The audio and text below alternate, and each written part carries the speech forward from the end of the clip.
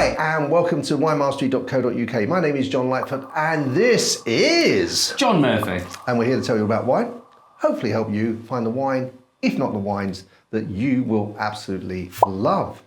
On this occasion, we are tasting another Malbec. This Malbec is called D V Catena, I think, Catena. Anyway, coming up between us, you see the bottle there. And actually, I've forgotten to look where this one comes from. Do you recall? Oh, well, I always nearly always assume it'd be Argentina. Argentina, yeah. Argentina. So, and you always assume Argentina because that's their... It's their signature grape. Yeah, okay. So, now we have, just before recording this particular episode, tasted another Malbec. So for us, this is going to be almost a back-to-back. Yep. The one we tasted before was 650, I beg your pardon. God, I nearly forgot 25p. Not like you to forget the price, John. This one costs £12. Yep. So, that's not sort of expensive for wine, but it's not the sort of cheap supermarket middle shelf sort of stuff with volumes. It's getting a little bit more in terms of, it's available through supermarkets, I believe, but it is getting a little bit more expensive for supermarkets. So we'll be expecting, I will be certainly expecting a little bit more from it. Well, $6.50 compared to this, I could buy 2 of those bottles compared, so it has to. I'm with you, John. It has to win as well. Yeah. Well, the only thing we can do is get going. Let's get going then. Let's look at the colour. Some right excitement there, wasn't it? Well, I was. The colour.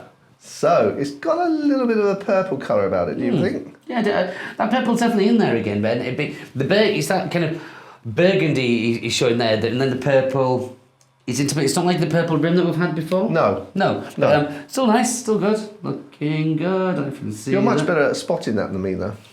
Yes, yeah, but I do like that. That. So, right, let's have a go on the old nose. Okay. Oh, that's nice.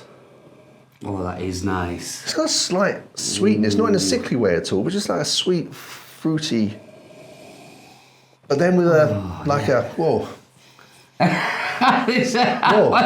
That's just like sweetness, but it's almost like then there's a not sour, I'm not sure, edge to it. Well, for me, there's what I found in there initially, the cherries in there, that black cherry again, which is quite normal for you to find in the Malbec, but it doesn't particularly smell like this, but it has a chocolatey, almost cocoa smokiness. There's a smoky on the end there, but it's very subtle, but very interesting to get into. It's not like massively in your face. But it is when you put your nose right in it. Well, if you do that, John, but it's not. No, it's not. It's not. Yes, it is very interesting.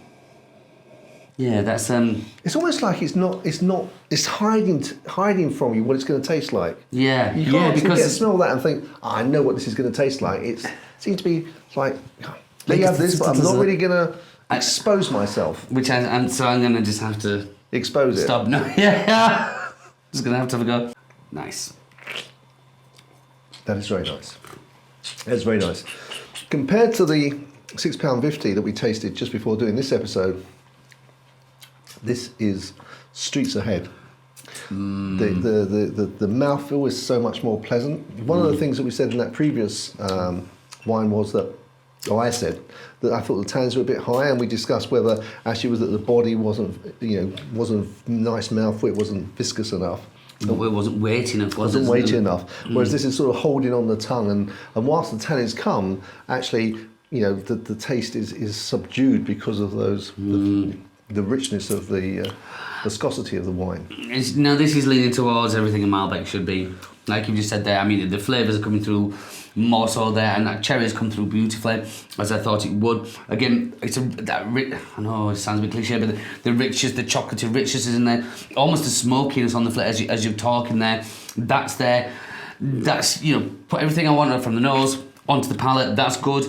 Like you just said there, the weightiness, the richness, the length. And again, the tannins, they're there, the punchy. But the wine is taking it on. The wine is more than taking it on. Ooh. Yeah. Again, this is, it is £12, but there's that sort of band of wines, isn't there, between probably between £12 and £25. There's a sort of band of wine. And, it's fairly in there. I mean, again, if you told me this was £15 or £16, I probably would, okay. Yeah, you could believe that. Yeah. You would pay that for this. Yeah. And I don't tell them that, they put the prices up. But no, I completely agree with you there, John. This week he's ticking a lot of boxes in that respect. £12, like you say, it's not on the cheaper end, but it's not on the mega money either. £12 I'd be comfortable paying every day of the week for that, and that's something that I would, if I was going to a friend's house, that's a nice price. Going to a friend's house, you're going to be drinking, a few bottles between you. That's not obscenely priced, and yet it's still up there quality wise. Yeah, good with that. I think this one is a wine that you could actually enjoy, if you were going to friends who you knew enjoy wine, rather than it's being a social wine where you're actually, you're there to have a chat with your friend, and the wine is just there as a social lubricant, really. This is something actually you could, really, really enjoy, and you both probably would appreciate. You don't have to talk now because actually I'm really enjoying this. Yeah, definitely. Or pairing. Pairing, yeah. Well, shall I go first? Yeah, please do. In the wine that we referred to in the last episode, which we will do a link to, that one I didn't think would deal with sauces, with fillet steak. This one will certainly, I think, deal with that. It's powerful enough. So, Malbec is normally matched to steak, but you could also have it with a rich tasting casserole if you wanted to. And yeah, I think I was going to say I probably would literally. I think I would have this on its own because I'm just enjoying it so much. Yeah, but as you just said, they're comparing it.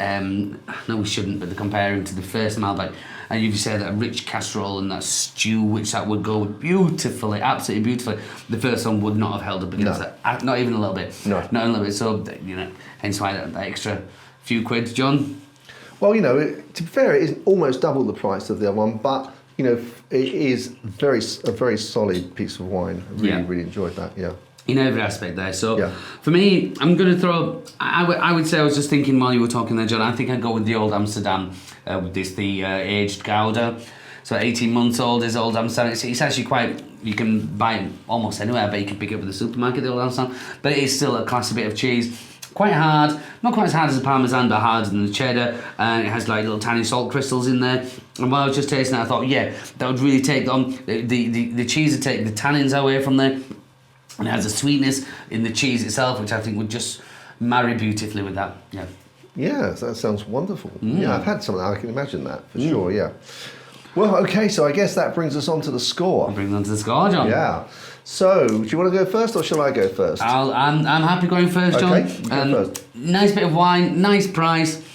It ticks all the boxes on there. I could see myself enjoying it, so I will go as wild as 85 with that.